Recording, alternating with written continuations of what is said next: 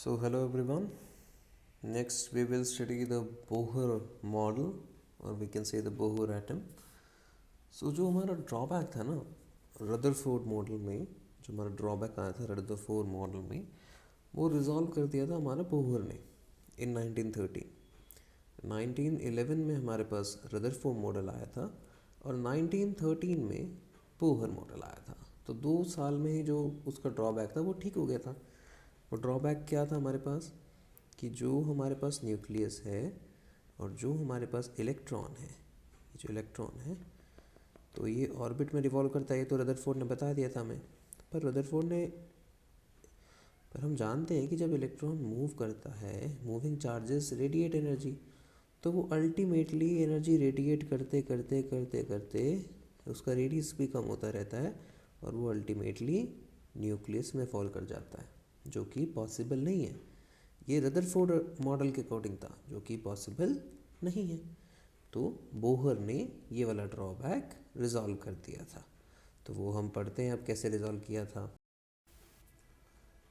तो बोहर ने हमें 3 फंडामेंटल लॉज दिए थे। तो जिसमें से पहला लॉ कहता है हमें कि not all energies given by classical mechanics are possible, that atom can possess only certain discrete energies while in the state corresponding to these discrete energy, electron does not emit radiation. An electron is said to be stationary और non radiating state. तो इसका मतलब क्या हुआ हमारे पास कि जो हमारा न्यूक्लियस है, जो हमारा इलेक्ट्रॉन है, ये ऑर्बिट में रिवॉल्व कर रहा है। ये तो रदरफोर्ड मॉडल ने बताया था हमें, पर वो एनर्जी रेडिएट भी करता है जिससे वो अल्टीमेटली न्यूक्लियस में फॉल करता है। तो जो बोहर मॉडल है उसने क्या बोला कि ये जो इलेक्ट्रॉन है एक ऐसे ऑर्बिट में, ये वो ऑर्बिट है जिसमें एनर्जी जो है वो रेडिएट नहीं होगी, एनर्जी रेडिएट नहीं होगी।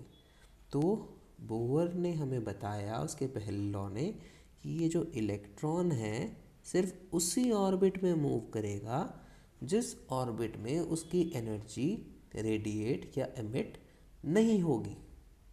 तो हम जो क्लासिकल मैकेनिक्स में हमें बोलती है कि कोई भी एनर्जी हो ले सकता है इलेक्ट्रॉन जो है, लेकिन जो बोहर ने बताया हमें कि डिस्क्रीट एनर्जीज लेगा। तो डिस्क्रीट एनर्जी से हमें क्या कॉन्सेप्ट मिल रहा है, एनर्जी लेवल्स का कॉन्सेप्ट मिल रहा है कि या तो ये E1 एनर्जी मान लेते हैं, ये E2 एनर्जी मान लेते हैं, ये E3। तो डिस्क्रीट का मतलब क्या है कि या तो E1 एनर्जी होगी या E2 होगी या E3 होगी। ये नहीं हो सकती कि E2 E3 के बीच में कुछ ये वाला पॉइंट है, इसे हम मान लेते हैं E डैश, ये हो जाए, ये नहीं पॉसिबल है। तो हमारे अगर डिस्क्रीट लेवल जो डिफाइन है हमारे, जो E1 है, E2 है, E3 है, तो इनमें से कोई एनर्जी होगी, उनके बीच की कोई एनर्जी नहीं हो सकती। तो बोहर ने हमें यही बताया था कि डिस्क्रीट एनर्जी होगी, ऐसे एनर्जी लेवल्स वाली डिस्क्रीट एनर्जी होगी, और इलेक्ट्रॉन उसी एक ऑर्बिट में रोटेट करेगा जहाँ पे उसकी एनर्जी रेडिएट नहीं होती। ये पहला लॉ था बोहर एटम का, बोहर मॉडल। अब बोहर का सेकंड लॉ क्या कहता है कि जो ट्रांजिशन है इलेक्ट्रॉन का from one stationary state to of energy W2 to another stationary state of energy W1, तो जब वो ट्रांजिशन करेगा इलेक्ट्रॉन एक एनर्जी स्टेट से दूसरी एनर्जी स्टेट में, तो रेडिएशन एमिट होंगी और उस रेडिएशन की फ्रीक्वेंसी इस इक्वेशन से मिलेगी हमें, which is W2 minus W1 by H, where H is the Planck's constant और W है हमारी एनर्जी जो जूल्स में होती है और F हमारा हर्ट्स में है। तो हमें क्या कहा गया है यहाँ पे, हमसे कहा गया है यहाँ पे कि जो हमारा इलेक्ट्रॉन है वो जिस ऑर्बिट में मूव करता है उसमें रेडिएशन एमिट नहीं करता है वो फर्स्ट लॉ के अकॉर्डिंग।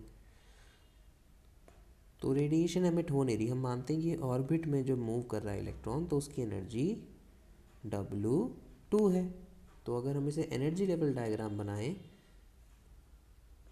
ये एनर्जी लेवल है हमारा W2, ये एनर्जी लेवल है हमारा W1 और हमारा इलेक्ट्रॉन W2 लेवल में है। ये हमारा इलेक्ट्रॉन है जो हमारा W2 लेवल में है। तो हमसे कहा गया है कि अगर इलेक्ट्रॉन W2 से W1 में आता है तब वो रेडिएशन एमिट करेगा, और उस रेडिएशन की फ्रीक्वेंसी क्या होगी हमारे पास, W2 जो अपर एनर्जी लेवल है माइनस W1 जो लोअर एनर्जी लेवल है, और उसको डिवाइड कर देंगे हम प्लैंक्स कांस्टेंट से। तो इससे हमारे पास जो एमिटेड रेडिएशन है उसकी फ्रीक्वेंसी आ जाएगी। तो इससे हम फ्रीक्वेंसी निकाल पाएंगे जो हमारी एमिटेड रेडिएशन होगी। अब हम थर्ड लॉ देखते हैं कि थर्ड लॉ क्या बताया था बोहर ने। तो जो हमारी स्टेशनरी स्टेट है, जो हमने फर्स्ट लॉ में बात करी थी कि इलेक्ट्रॉन स्टेशनरी स्टेट में अगर रहता है तो वो एनर्जी को एमिट नहीं करता है। तो उसमें बताया है कि वो स्टेशनरी स्टेट, जो थर्ड लॉ में बता रहा है कि स्टेशनरी स्टेट को हम डिटरमाइन कैसे करेंगे। तो उसके लिए एक कंडीशन बताई बोहर ने हमें कि जो एंगुलर मोमेंटम है, जो एंगुलर मोमेंटम है जो mvr होता है, वो इंटीग्रल मल्टीपल होगा h/2 पाई का।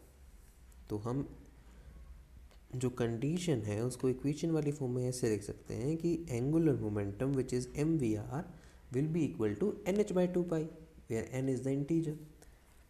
तो बेसिकली हमें कहा गया है कि जो हमारा न्यूक्लियस है और जो हमारा इलेक्ट्रॉन है वो रिवॉल्व कर रहा है न्यूक्लियस के अराउंड।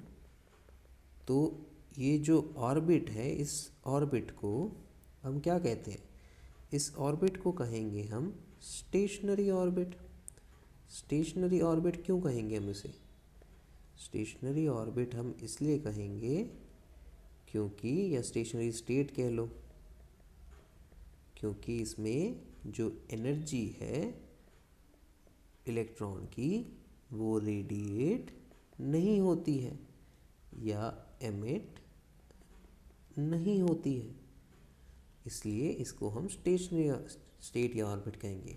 और वो हमें मिलेगा कैसे स्टेशनरी स्टेट और ऑर्बिट, वो हमें इस कंडीशन से मिलेगा जो कि है angular momentum is integral multiple of h/2 पाई। तो ये हमारी थर्ड लॉ होगी बोहर। तो हमने तीनों लॉ पढ़ ली बोहर ने जो हमें दी थी। अब थोड़ा मैथमेटिकल सिग्निफिकेंस देख लेते हैं बोहर का। तो जो हमारी फर्स्ट इक्वेशन है ये हमने रदरफोर्ड मॉडल में देखी थी जब हमने फोर्सेस की बात करी थी, और फोर्सेस जो थे हमारे कूलम फोर्स और जो ग्रेविटेशनल और जो न्यूटन वाला फोर्स है उनको इक्वेट करके हमारी ये इक्वेशन 1 आई थी।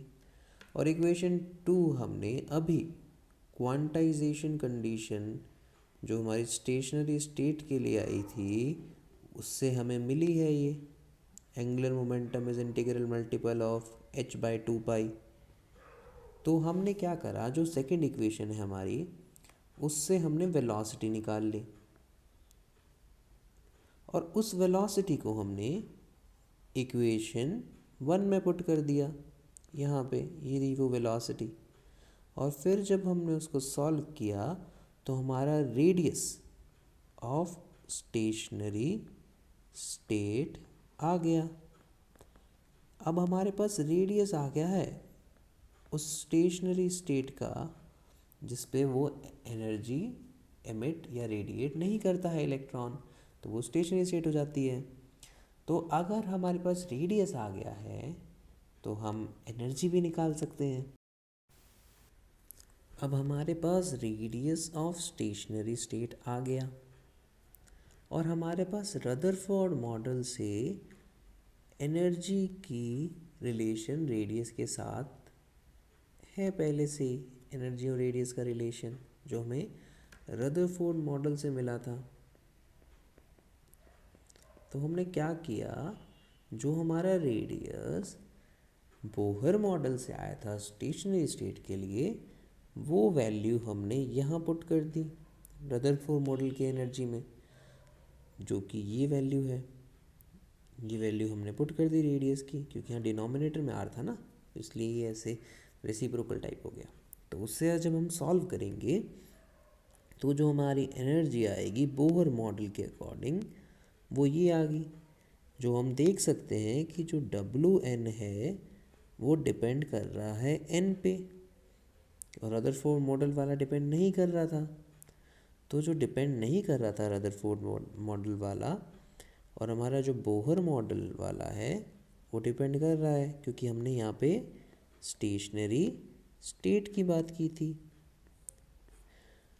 तो जो एनर्जी हमें इस इक्वेशन से मिलेगी, उस एनर्जी को अगर हम इस वाले फॉर्मूले जो फ्रीक्वेंसी का हमने देखा था, F is equal to W2 minus W1 by H, इस वाले इक्वेशन में जो एनर्जी हमें इस इक्वेशन से मिलेगी उसको अगर हम इस इक्वेशन में पुट करेंगे तो हमारी फ्रीक्वेंसी हमें मिल जाएगी, जो कि एमिटेड रेडिएशन की होगी।